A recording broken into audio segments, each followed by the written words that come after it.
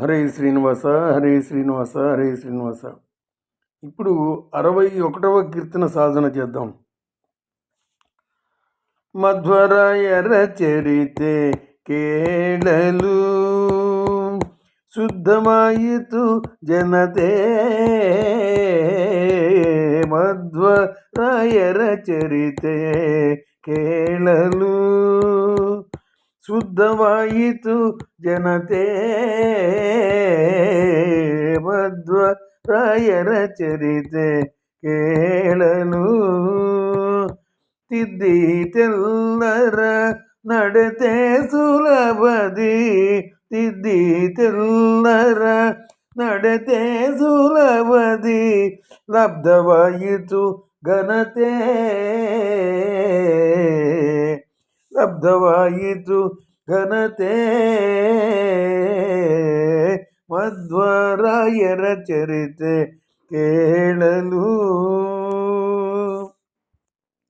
ಉತ್ತಮ ದಿವಿಜರ ಸತ್ಸಭೆಗಳಲ್ಲಿ. ಉತ್ತಮ ದಿವಿಜರ ಸತ್ಸಭೆಗಳಲ್ಲಿ ನೃತ್ಯ ಗೀತಗಳಿಂದ ನಿತ್ಯ ಪಾಡುವ ಕತೆ. ನೃತ್ಯ ಗೀತಗಳಿಂದ ನಿತ್ಯ ಪಾಡುವ ಕತೆ. ಮರ್ತ್ಯಲೋಕದ ಮದಮತ್ಸರ ರೋಗಕ್ಕೆ. ಮರ್ತ್ಯಲೋಕದ ಮದಮತ್ಸರ ರೋಗಕ್ಕೆ ಪಥ್ಯ ಮಾಡುವರಿಗೆ ಉತ್ತಮವೀ ಕತೆ. ಪಥ್ಯ ಮಾಡುವರಿಗೆ ಉತ್ತಮವೀ ಕತೆ. ಮಧ್ವರಾಯರ ಚರಿತೆ ಕೇಳಲು ಶುದ್ಧವಾಯಿತು ಜನತೆ. ಮಧ್ವರಾಯರ ಚರಿತೆ ಕೇಳಲು ಇಲ್ಲಿಯ ಜೀವನ ಅಲ್ಲಿಗೆ ಸಾಧನ. ಇಲ್ಲಿಯ ಜೀವನ ಅಲ್ಲಿಗೆ ಸಾಧನ. ಎಲ್ಲಿಯೂ ಭೇದವ ತೋರಿದರು. ಎಲ್ಲಿಯೂ ಭೇದವ ತೋರಿದರು. ಕ್ಷುಲ್ಲಕ ಮತಗಳ ಬೆಲ್ಲದ ವಚನವು. ಕ್ಷುಲ್ಲಕ ಮತಗಳ ಬೆಲ್ಲದ ವಚನವು ಸಲ್ಲದಾಯಿತು ಬಲು ಬಲ್ಲ ಮಹಾತ್ಮ ಶ್ರೀ. ಸಲ್ಲದಾಯಿತು ಬಲು ಬಲ್ಲ ಮಹಾತ್ಮ ಶ್ರೀ. ಮಧ್ವರಾಯರ ಚರಿತೆ ಕೇಳಲು ಶುದ್ಧವಾಯಿತು ಜನತೆ. ಮಧ್ವರಾಯರ ಚರಿತೆ ಕೇಳಲು ಹರಿಗುರ ಕೃಪೆ ಇದು ಮರುದಂಶರ. ಹರಿಗುರು ಕೃಪೆ ಇದು ಮರುದಂಶರ ಮೈ ಮರೆಸುವ ಚರಿತೆಯು ಹರಿದುದು ಶ್ರವಣದುಲ್. ಮೈ ಮರೆಸುವ ಚರಿತೆಯು ಹರಿದುದು ಶ್ರವಣದುಲ್. ದುರಿತವು ತೊಲಗಿತು ಪರಮ ಪ್ರಸನ್ನನ. ದುರಿತವು ತೊಲಗಿತು ಪರಮ ಪ್ರಸನ್ನನ. ಪರಮ ಪದದ ರುಚಿಯರಿತರು ಸುಜನರು. ಪರಮ ಪದದ ರುಚಿಯರಿತರು ಸುಜನರು. ಮಧ್ವರಾಯರ ಚರಿತೆ ಕೇಳಲು ಹರಿಗುರು ಕೃಪೆ ಇದು ಮರುದಂಶರ ಮೈ ಮರೆಸುವ ಚರಿತೆಯು ಹರಿದುದು ಶ್ರವಣದೊಳ್. ದುರಿತವು ತೊಲಗಿದು ಪರಮ ಪ್ರಸನ್ನನ. ಪರಮ ಪದದ ರುಚಿಯರಿತರು ಸುಜನರು. ಮಧ್ವರಾಯರ ಚರಿತೆ ಕೇಳಲು ಶುದ್ಧವಾಯಿತು ಜನತೆ. ಮಧ್ವರಾಯರ ಚರಿತೆ ಕೇಳಲು ತಿದ್ದೀತೆಲ್ಲರ ನಡತೆ ಸುಲಭದಿ ಲಬ್ಧವಾಯಿತು ಘನತೆ. ಮಧ್ವರಾಯರ ಚರಿತೆ ಕೇಳಲು. ಜಯ ಆಂಜನೇಯ ವರದು ಗೋವಿಂದ ಗೋವಿಂದ. ఈ కీర్తన ఇది కూడా ప్రసన్న తీర్థులు అంటే వ్యాసరాజ మఠ పరంపరలో ఉన్నటువంటి వచ్చినటువంటి మహానుభావులు ప్రసన్న తీర్థుల వారు రచించినటువంటి గీతం. మధ్వరాయణ చరితే అంటే మధ్వాచార్యుల వారి యొక్క చరిత్ర కేళలు విన్నట్లయితే వినినచో శుద్ధవాయితు జనతే జనులందరూ కూడా లోకంలో ఉన్న ప్రజలందరూ కూడా శుద్ధవాయితు పరిశుద్ధులు అవుతారు. ఎందుకంటే పరమ పవిత్రమైనటువంటి చరిత్ర కనుక విన్నట్లయితే ఆ విన్నవాళ్ళు పవిత్రమూర్తులు అవుతారు, పావనులు అవుతారు, శుద్ధులు అవుతారు. తిద్ది తెల్లర నడితే మానవుల యొక్క నడత అంటే ప్రవర్తనను తీర్చిదిద్దినటువంటి వారు అందరి ప్రవర్తనను తీర్చిదిద్ది. ఎందుకంటే మానవులలో కొన్ని తెలిసి కొన్ని తెలియక పొరపాట్లు జరుగుతాయి, ప్రవర్తనలో లోపాలు ఉన్నా వాటిని వాయుదేవుల వారి యొక్క 3వ అవతారం అయినటువంటి మధ్వాచార్యుల వారు సరిదిద్ది తీర్చిదిద్ది సులభది లబ్ధవాయితు ఘనతే. ఆ విధంగా మానవుల యొక్క లోపాలను సవరించి తీర్చిదిద్దినటువంటి ఘనకీర్తి పొందినటువంటి వారు మధ్వాచార్యుల వారు. లబ్ధవాయితు ఘనతే లబ్ధ ప్రతిష్ఠులు అంటే కీర్తి గడించినటువంటి మహానుభావులు. ఉత్తమ దివిజర అంటే ఉత్తమ బ్రాహ్మణులు, బాగా మహాపండితులు ಸತ್ಸಭೆಗಳಲ್ಲಿ గొప్పగా సభలయందు నృత్య గీతములతో నిత్య పాడువు కథే నిత్యము గానము చేయు కథ. అంటే వాయుదేవుల వారి యొక్క 3వ అవతారం అయినటువంటి మధ్వాచార్యుల వారి యొక్క పవిత్ర చరిత్రను ప్రతి సభలలో పండితులు గాయకులు చక్కగా కీర్తిస్తుంటారు. నృత్య గీతములతో వారి యొక్క వాయుదేవుల వారి యొక్క చరిత్రను గానం చేస్తుంటారు, నిత్యము గానము చేస్తుండేటువంటి అటువంటి కథే చరిత్ర కథ. మత్స్యలో కథ అంటే భూలోకమందు మదమత్సర రోగకే లోకల్లో సామాన్యంగా మదము మత్సరము ఇది ఎక్కువ మానవులకు ఇబ్బంది పెడుతున్నటువంటిది. కామక్రోధ లోభమోహ మదమత్సరాలు ఈ 6 దాంట్లో మదమత్సరములని చెప్పారు. అంటే మొత్తం 6 లెక్క. మదమత్సరములు అంటే ఆ 2 మాత్రమే కాదు, అంటే దుర్గుణములు మొత్తం 6. అది కామ క్రోధ లోభ మోహ మద మత్సరములు. కాబట్టి ఇక్కడ మదమత్సర మాయరోగములు ఈ 6 కూడా మాయరోగములు కనుక ఇవి మానవులను పీడిస్తూ ఉంటాయి, అంటే ఇబ్బంది పెడుతుంటాయి, అంటే తప్పు మార్గంలోకి నడిపిస్తూ ఉంటాయి. అటువంటి దానికి ఆ మాయరోగానికి ఏమిటి పథ్యం అంటే పథ్యమాడువ వరిగే ఈ ఉత్తమ నీ కథే. అటువంటి కామక్రోధ లోభమోహ మదమత్సరములకు లోబడినటువంటి మానవులను సరిదిద్దేటువంటి పథ్యము అంటే మధ్వాచార్యుల వరకు చరిత్ర. కాబట్టి దీని అర్థం ఏంటంటే ఉత్తమ బ్రాహ్మణులు గొప్ప గొప్ప సభలందు నృత్య గీతములతో నిత్యము గానము చేయు కథ.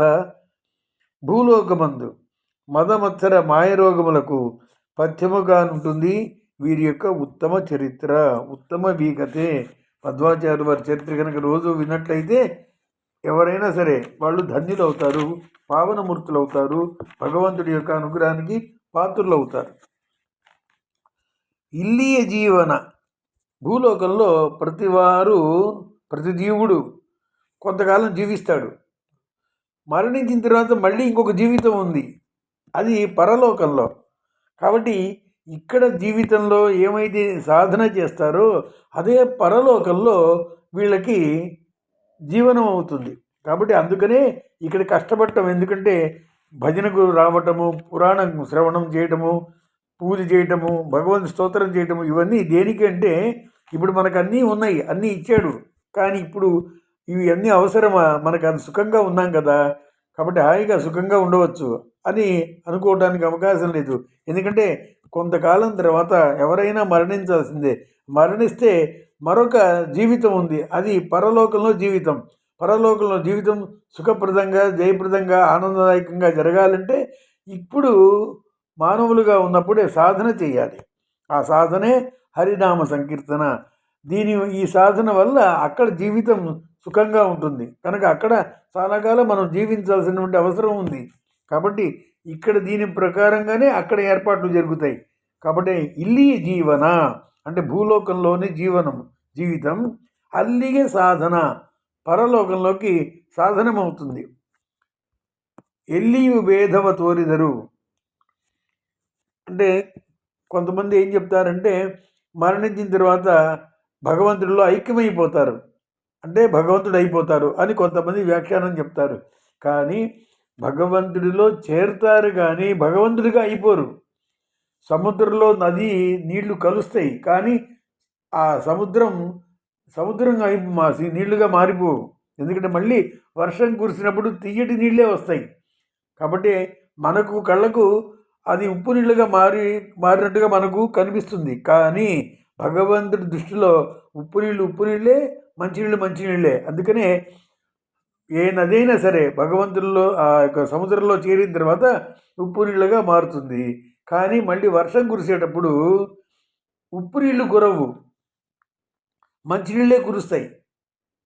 కాబట్టి అవి తీయటి నీళ్లు. కాబట్టి ఈ భేదం చూపించేటువంటి శక్తి కలిగిన వాడు భగవంతుడు. ఎందుకంటే పాలు నీళ్లు కలిపితే మనకందరికీ కూడా అవి నీళ్ల పాలలాగా కనిపిస్తాయి.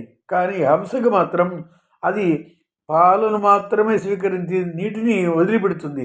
ఆ శక్తి దానికి మాత్రమే ఉంది లోకంలో. కాబట్టి ఆ శక్తి భగవంతుడికి, ఒక పక్షికే అంత శక్తి ఉంటే భగవంతుడి యొక్క అపారమైన శక్తి సామాన్యమైంది కాదు. కాబట్టి ఇక్కడ కొంతమంది ఏం చెప్తుంటారంటే పండితులు మరణించిన తర్వాత భగవంతుడిలో ఐక్యమవుతారు, అంటే భగవంతుడైపోతారని కాదు, భగవంతుడిలో చేరుతారు. కానీ జీవుడు జీవుడే, దేవుడు దేవుడే. ఆ భేదం ఎప్పుడూ ఉంటుంది. కాబట్టి ఎల్లియు భేదవ తోరిదరు అంటే ఎప్పటికీ కూడా జీవుడుగానే ఉంటాడు. భగవంతుడు సృష్టికర్త, జీవుడు సృష్టించబడేటువంటి వాడు. క్షుల్లక మతగల కాబట్టి ఈ యొక్క మాయావాద మతం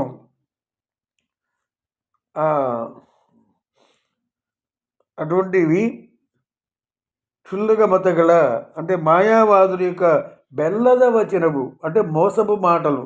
ఆ మాటలు ఎలా విన్నప్పుడు తీయగా ఉంటాయి, అంటే బెల్లంలాగానే ఉంటుంది, కానీ అవి మోసపు మాటలు. కాబట్టి క్షుల్లక మతగల అంటే మాయావాదుల యొక్క మోసపు తీపి వాక్యములు. చల్లదాయితూ చెల్లవు వీరి వద్ద, మధ్వాచార్యుల వద్ద ఆ మాయావాదుల యొక్క బూటకపు అబద్ధపు మాటలు చెల్లవు వీరి చెంత. బల్ల మహాత్మ ఆ విధంగా నిరూపించినటువంటి వారు మధ్వాచార్యుల వారు. అంటే ఇప్పటి జీవితము పరలోక సాధన అవుతుంది. జీవదేవుల భేదము సత్యమని చూపినారు.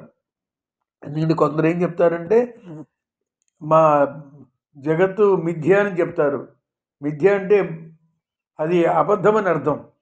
అలా కాదు, ఇది జీవితం సత్యమే, లోకం సత్యమే. ఎందుకంటే లోకాన్ని సృష్టించిన వాడు బ్రహ్మదేవుడి యొక్క లోకం పేరు సత్యలోకం. కాబట్టి సత్యలోకాధిపతి అయినటువంటి బ్రహ్మదేవుడు సత్యమైనటువంటి లోకాన్నే సృష్టిస్తాడు, అసత్య లోకాన్ని సృష్టించడు. కనుక ఆ రీతిగా తర్వాత హరి గురు కృపే ఇదు, శ్రీహరి గురు వాయుదేవుల యొక్క కృప ఇది. హరి గురు శ్రీమన్నారాయణమూర్తి, గురు అంటే వాయుదేవులు వారి యొక్క కృప ఇది. వాయు అంశతో మరుదంశర అంటే మరుత్ అంటే వాయుదేవుడు, మరుదు అంశర అంటే వాయుదేవులు వారి యొక్క అంశంతో అవతరించినటువంటి మై మరపించే చరిత్ర కలిగిన వాడు. మై మరసువ చరితయు విన్నప్పుడు మై మరపు కలుగుతుంది, ఆనందం కలుగుతుంది. మన జీవితంలో చాలా గొప్ప కథ విందామనేటువంటి ఆనందం కలుగుతుంది. మై మరిపించేటువంటి చరిత్ర ఇది. శ్రవణము చేసినంత మాత్రమే. శ్రవణదొల్ దురితవు శ్రవణము తొలగితు, దురితములన్నీ అంటే పాపములన్నీ కూడా తొలగిపోతాయి. వాయుదేవులు వారి యొక్క చరిత్ర కనుక విన్నట్లయితే అట్టి శ్రవణము చేసిన వారికి దురితములు తొలగిపోతాయి. పరమ ప్రసన్న నా పరమపదద రుచి అరితరు సుజనరు. పరమ ప్రసన్నుడైన శ్రీహరి యొక్క పరమపదము యొక్క రుచి సూచెదరు సుజనులు, భక్తులు. కాబట్టి పరమపదాన్ని చేరాలి అంటే పరమ ప్రసన్నమూర్తి అయినటువంటి భగవంతుడి యొక్క నామస్మరణ ఆ రుచిని చూచినటువంటి వారు చూస్తుంటారు సుజనులు భక్తులు. హరే శ్రీనివాస.